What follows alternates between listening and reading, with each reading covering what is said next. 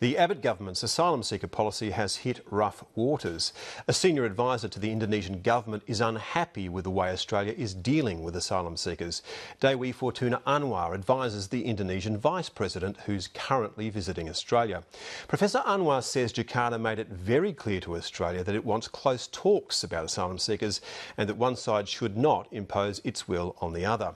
The comments follow a standoff last week where Indonesia refused to accept 60 asylum seekers rescued by an Australian ship in Indonesia's search and rescue zone. The Prime Minister's also expressed frustration, saying he thinks Indonesia should have taken the boat back. Chief Political Correspondent Sabra Lane. Well, welcome to this week's briefing on Operation Sovereign Borders. We don't comment on water operations, as you know. I'm not going into operational matters that put at risk current or future operations. We're not going to go into the micro detail. Others want to speculate what's happening in between these weekly briefings. They can do that, but you often get it wrong. Since the election, the immigration ministers presented weekly updates on the government's policy to stop the boats. Under Operation Sovereign Borders, the government's rationed details, citing operational reasons, and dismissed the previous government's updates as shipping news for people smugglers. On Thursday, an Australian border protection vessel rescued a boat of asylum seekers in Indonesia's search and rescue zone. The secrecy continued at the minister's regular Friday briefing. I'm advised that all people have been accounted for, and in line with standard practice, I will not comment further on this or any other on-water issues. Well, just to repeat what the Commander has said, he has made it very clear that Australia was involved in liaising with Indonesian authorities on this matter and that all the persons on the vessel have been accounted for. Is there a standoff? No, that's... Are they on the way to Christmas Island now? These matters continue to be dealt with in the practice we've been adopting for the last 8 weeks under Operation Sovereign Borders, and we'll continue to do it the way we've been doing it. And all the people have been accounted for. So we can go around this for a lot longer, but that is the position. The position was a standoff. Indonesia refused to take the asylum seekers even though they were rescued in Indonesia's search and rescue zone. Our geography is not our choice. Indonesia is on the way to Australia. These people pass through Indonesia, and Australian Navy intercepted the boat and then expect Indonesia to take these people back. They would be social burdens for Indonesia. They did not want to come to Indonesia. The minister says he's puzzled by Indonesia's actions. There's no real rhyme or reason to it necessarily. I think this last instance became very problematic because it went very public. And that's why we've been so careful in our public comments not to run that sort of a commentary. Indonesia sees it differently. The country's vice president is currently touring Australia.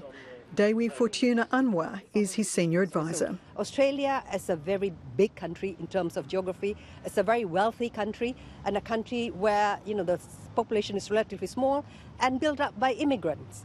This is always going to be a honeypot for people coming from other countries. Earlier today, the Prime Minister said that Indonesia should have taken the rescued group.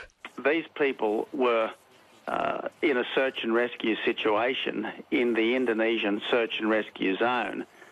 Now, the normal international law is that if you are rescued in a country's search and rescue zone, that country has an obligation to take you. Well, I think it's plain that the government's tow back the boats policy is in tatters. Can you confirm that Indonesia has asked us, has denied requests to take 2 more boatloads of people that were intercepted on the weekend?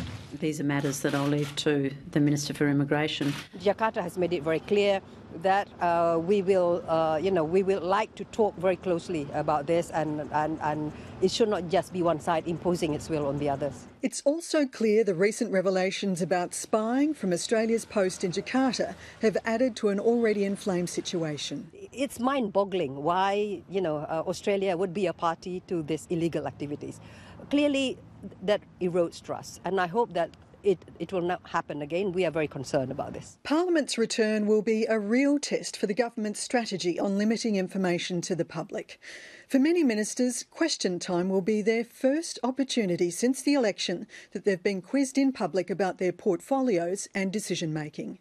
And the opposition's more than keen to prod the immigration minister for answers.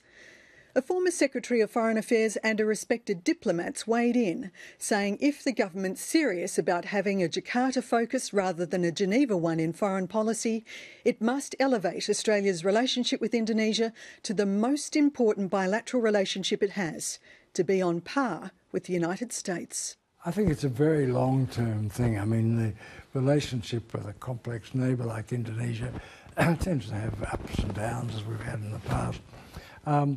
But it's an ongoing thing which I think we must, whatever the government of the day is, should work on consistently. Now, I think, not spasmodically, but consistently. And I think we need a sort of change in our national psychology, really. He says the country should have high-level, regular, formal and informal meetings on all aspects of the relationship and recognise for our northern neighbours boats are a low priority. You know, you have to realise that Indonesia has more than 100,000 refugees in camps, and it's for them it's the issue of boat people is not a big problem. I mean, for Indonesia, with all its other issues it's dealing with, it's less down the list of priorities than it is for us. The former diplomat says the Prime Minister and Deputy Prime Minister's recent trips to Indonesia have been well received in Jakarta and may well cancel out any lingering negative sentiments over the Immigration Minister's rhetoric. Well, I think the Indonesians certainly don't welcome that aspect of our relations. They have never really agreed with, even when Rudd was the Prime Minister, with the concept of turning back the boats, or particularly towing back the boats, or anything the Indonesians would see as violating their sovereignty. Now, that they do not welcome and will not welcome. I would have hoped that with the election behind us, that would be in a sense recognised and softened, and maybe that will happen. And we invited the Immigration Minister onto the program tonight for an interview. He declined.